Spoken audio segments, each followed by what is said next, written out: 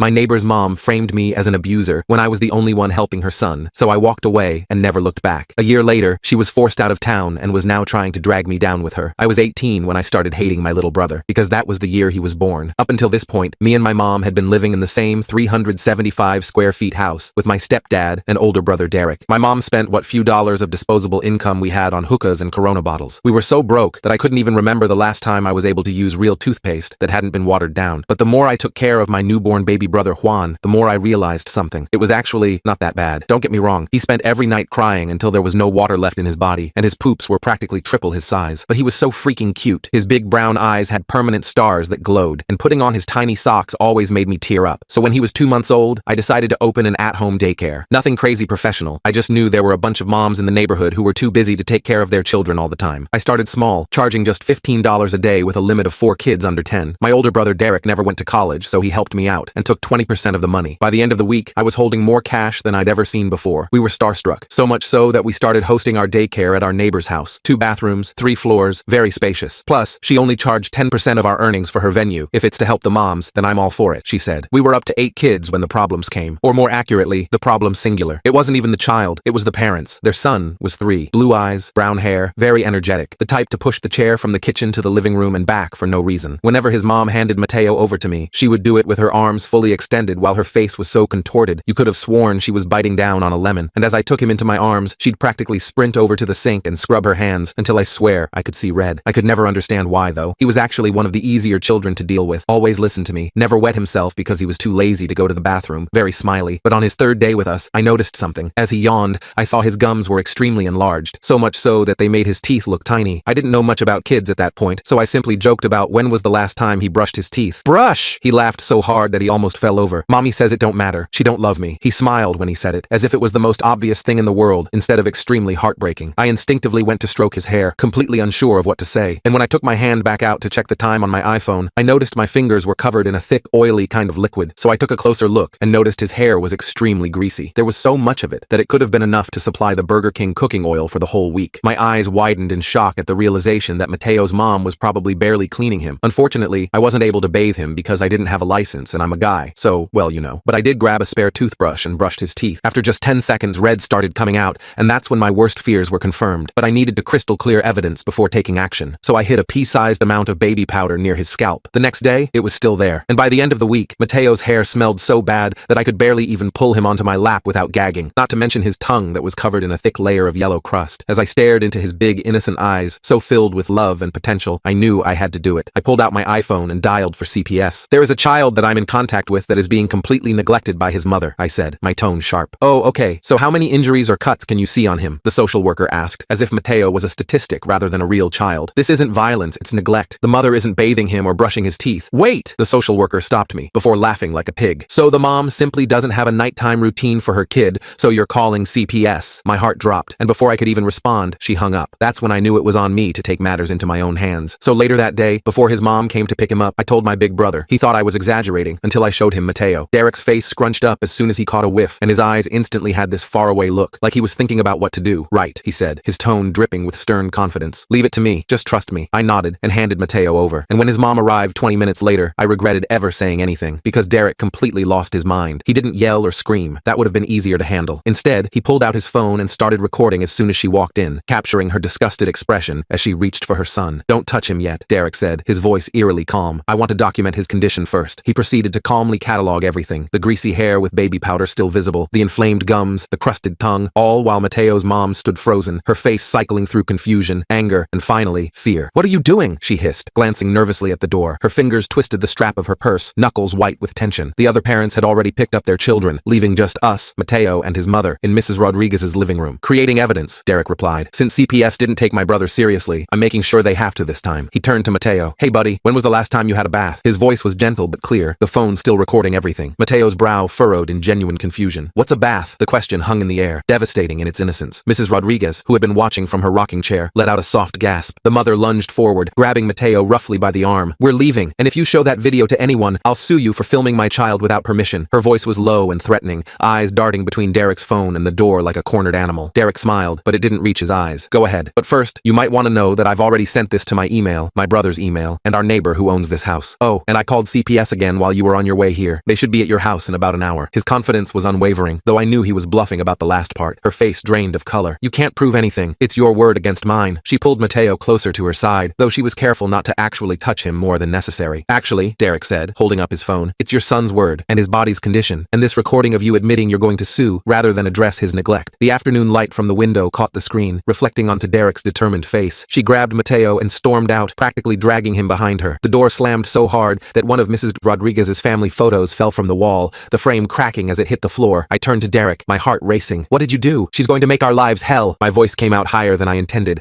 panic rising in my chest. All I could think about was our daycare, our reputation, the money we desperately needed. Derek shook his head. No, she won't, because if she tries anything, this recording goes public, and I made sure the CPS worker I spoke to knows exactly what to look for. He showed me the video he'd taken, which clearly documented everything we'd noticed about Mateo's condition. Mrs. Rodriguez moved slowly to pick up the fallen photo, her arthritic hands carefully removing the broken glass. You did the right thing, she said quietly. That boy needs help. Whatever comes next, you remember that. 2 days later, a different social worker showed up at our door. This one had kind eyes and a determined set to her jaw. She introduced herself as Olivia and asked to speak with us about Mateo. Her notebook was already open, pen poised to take notes, unlike the previous worker who couldn't be bothered to listen. I want to apologize for my colleague's response to your initial report, she said, settling onto our worn couch. We've been severely understaffed, and unfortunately, neglect cases sometimes get overlooked in favor of physical abuse, but that's no excuse. She tucked a strand of graying hair behind her ear, her expression genuinely regretful. She explained that they'd conducted a home visit and found conditions consistent with our report. Mateo has been temporarily placed with his aunt while we investigate further. I wanted to thank you personally for your persistence. Many people would have given up after that first call. Her words validated everything we'd done, easing some of the guilt I'd been carrying. Relief flooded through me, but it was short-lived. The next morning, Mateo's mom showed up at our daycare, her eyes wild with fury. She pushed past me into Mrs. Rodriguez's house, ignoring my attempts to block the doorway. You think you've won? She snarled, jabbing a finger at my chest. You've ruined my life. Now I'm going to ruin yours. Her breath smelled of cigarettes and coffee, her finger leaving a small mark on my shirt where she'd poked me. She turned to the other parents, dropping off their children. Did you know these two are under investigation themselves? They've been hurting the children here. My poor Mateo came home with bruises. Her voice carried through the house, ensuring everyone heard her accusations. The parents gathered around, their faces shifting from confusion to concern. Some pulled their children closer instinctively, eyes darting between us and Mateo's mother. The room felt suddenly smaller, the air thick with tension. That's a lie, I said, but the damage was already done. One by one, parents pulled their children away, promising to look into this, but clearly not wanting to take any chances. I could see the doubt in their eyes, the way they looked at their own children as if checking for signs of mistreatment. By the end of the day, we were down to just 2 kids. By the end of the week, we had none. Mateo's mom had effectively destroyed our business with a few well-placed lies. The house that had been filled with children's laughter was now silent, except for Juan's occasional cries. Derek was furious. We did the right thing, and this is what we get, he fumed, pacing our tiny living room. We should fight back, tell everyone what really happened. His hands were clenched into fists, face flushed with anger. I hadn't seen him this upset since our dad left, but it wasn't that simple. Mateo's mom had been busy, spreading rumors throughout the neighborhood that we were the ones who had hurt Mateo, that we had fabricated the neglect claims because she'd caught us mistreating him. It was a classic case of getting ahead of the story, and she'd done it masterfully. Our neighbor, terrified of being associated with alleged child abusers, asked us not to use her house anymore. She believed us, she said, but couldn't risk her reputation in the community. Her eyes were sad as she told us, her hands trembling slightly as she offered us tea one last time. Our income disappeared overnight. We were back to watering down toothpaste and counting pennies. The brief taste of financial stability made its loss even more painful. I found myself staring at the empty toothpaste tube, remembering how good it had felt to use the real thing, how quickly that small luxury had been snatched away. The worst part was seeing Juan, now almost 3 months old, having to go without the new things we'd just started being able to afford for him. The special formula that didn't give him gas, the softer diapers that didn't irritate his skin, the tiny stuffed elephant he loved to cuddle, all luxuries we could no longer justify. I'd lie awake at night, listening to him breathe in his makeshift drawer bed, promising him silently that somehow I'd make things better, but I couldn't regret what we'd done. Every time I thought of Mateo's smile, I knew we'd made the right choice. That gap-toothed grin, the way his eyes lit up when someone showed him kindness, it was worth fighting for, even if we were suffering the consequences. 2 weeks later, Olivia called with an update. Mateo's father has been located, she said, her voice bright with good news. He's been searching for his son for years after the mother disappeared with him. He's been granted temporary custody while we continue our investigation. The relief in her voice matched what I felt. Finally, some good news in this whole mess. At least something good had come from all this. But our reputation remained in tatters. Mateo's mom continued her campaign against us, now claiming we had tried to extort money from her in exchange for not reporting her. Some neighbors crossed the street to avoid us. Others openly glared. The whispers followed us everywhere. At the grocery store, the bus stop, even church. Derek suggested we record her making threats and use it as evidence, but I was wary of escalating the situation further. We were already struggling enough without adding more conflict to the mix. Besides, I wasn't sure anyone would believe us at this point. Then came the breaking point. Derek and I were at the local grocery store when we overheard 2 mothers talking. They were in the next aisle, their voices carrying over the shelves of canned goods. I froze, nudging Derek to listen. I heard those daycare boys actually hurt that poor child, one said. The mother showed me pictures of bruises on his arms. She spoke with the authority of someone sharing confirmed facts, rather than rumors. I always thought something was off about them, the other replied. Living in that tiny house, suddenly starting a daycare, probably needed money for substances. The casual cruelty of the assumption stung worse than I expected. Derek couldn't contain himself. He marched over, phone in hand. Would you like to hear what really happened? He asked, his voice tight with controlled anger. The women jumped, startled by his sudden appearance around the corner of the aisle. Before they could respond, he played the recording he'd made of Mateo's mom, her disgusted reaction to her own child, Mateo's confusion about bathing, her threats when confronted. The women listened, their expressions shifting from suspicion to shock. Other shoppers slowed their carts, drawn by the confrontation and the disturbing audio playing from Derek's phone. She's been lying to everyone, Derek said when the recording ended. We reported her for neglect, and this is her revenge. Those bruises, they appeared after Mateo was removed from our care. Think about it. His voice cracked slightly on the last words, raw emotion breaking through his composed facade. The women exchanged glances. Why haven't you shown this to everyone? One asked, her previous certainty replaced with confusion. Derek smiled grimly. We are now, starting with you. He looked each woman directly in the eyes, making sure his point landed. Word spread quickly after that. Derek created multiple copies of the recording and shared them strategically with key neighborhood gossips. We made sure Olivia from CPS had a copy as well, in case Mateo's mom tried to claim the bruises came from us. The evidence was undeniable once people actually saw and heard it. Slowly, the tide began to turn. Parents who had pulled their children from our daycare reached out, apologizing for believing the rumors. Our neighbor invited us back to use her house again. Even the first CPS worker called, shamefaced, to apologize for dismissing our concerns. But Mateo's mom wasn't finished. She escalated her claims, now saying we had not only abused Mateo, but were running some kind of child trafficking operation. The accusations were so outlandish that most people dismissed them outright, but a few troubling believers remained. They would drive by our house slowly, watching us with suspicious eyes. Anonymous calls to the police brought officers to our door, though they always left without taking action. One night, a brick came through our window with a note. Child abusers get what they deserve. The crash woke Juan, who screamed in terror at the sudden noise. Glass scattered across our living room floor, glittering dangerously in the moonlight. The note was written in red marker, the letters jagged and angry. Derek wanted to go to the police, but I worried it would only make things worse. We were stuck in a nightmare of someone else's making, all because we'd tried to help a neglected child. We took turns staying awake at night, watching the windows, jumping at every sound outside. Then, unexpectedly, salvation came from Mateo himself. His father, grateful beyond words for our intervention, reached out through Olivia. He wanted to meet us and thank us personally. More importantly, he wanted to clear our names. He arranged a community meeting at the local church, where he stood before our neighbors and told the truth. How Mateo's mother had taken his son and disappeared for years. How we had been the only ones to notice and report the neglect. How Mateo was now thriving in his care. My son had never used a toothbrush before these young men helped him, he said, his voice breaking. He didn't know what a bath was. The pediatrician says he was severely malnourished and suffering from multiple infections. They didn't hurt my boy. They saved him. His testimony silenced the room, the weight of his words settling over everyone present. Mateo's mom didn't show up to defend herself. We later learned she'd left town as soon as she realized Mateo's father was involved, perhaps fearing legal repercussions beyond just the neglect charges. Her apartment was found empty, bills unpaid, belongings abandoned in her haste to disappear. Our reputation was restored almost overnight. Parents begged us to reopen the daycare, offering to pay more than our original rates. Our neighbor welcomed us back with open arms and refused to take her 10% cut, insisting we needed it more after everything we'd been through. You boys have earned every penny, she said, patting my cheek affectionately. Within a month, we were back to 8 children and making more money than before. The parents now trusted us completely, seeing firsthand how we'd put a child's welfare above our own interests. Some even brought us home-cooked meals or hand-me-down clothes for Juan, small gestures of support that meant the world to us. Derek used some of our savings to take proper childcare certification courses, and I enrolled in early childhood education classes at the community college. We were determined to do things right, to create a safe haven for children like Mateo. The textbooks were expensive, but worth every penny as we learned proper techniques for child development, nutrition, and safety. Juan, now 6 months old and babbling happily, became the unofficial mascot of our daycare. The children adored him, and he soaked up the attention like a sponge. His first tooth had come in, a tiny white pearl that he showed off with drooly grins. He was sitting up on his own now, reaching for toys with determined little hands. Our mom, seeing our success, even cut back on her hookah and Corona purchases, instead investing in better food and supplies for the house. She started helping with the daycare occasionally, her maternal instincts reawakening as she saw how we'd turned our lives around. The house still felt too small, but somehow it seemed brighter now, filled with purpose rather than just survival. 1 year after we first met Mateo, we received a photo from his father. In it, Mateo stood proudly in front of a birthday cake, his smile wide and healthy, his hair clean and shining in the light. He looked like a different child, cheeks full, eyes bright, standing tall with confidence. The cake had 4 candles, one for each year of his young life. Thank you for giving my son his life back, the accompanying note read. You'll always be his heroes. The simple words brought tears to my eyes, confirmation that all the struggle had been worthwhile. Derek framed the photo and hung it in our daycare, a reminder of why we started this journey in the first place. Whenever we faced challenges, a difficult parent, a child having a bad day, the endless paperwork of running a legitimate childcare business, we'd look at that photo and remember remember what really mattered. As for me, I look at Juan every day and remember how I once thought I hated him, how his arrival seemed like just another burden in our already difficult lives. Instead, he became the catalyst for everything good that followed. His needs pushed me to find solutions I never would have considered otherwise, to discover strengths I didn't know I possessed. Sometimes the things we think we hate are actually the beginnings of something beautiful, and sometimes standing up for what's right, even when it costs us everything, leads us exactly where we're meant to be.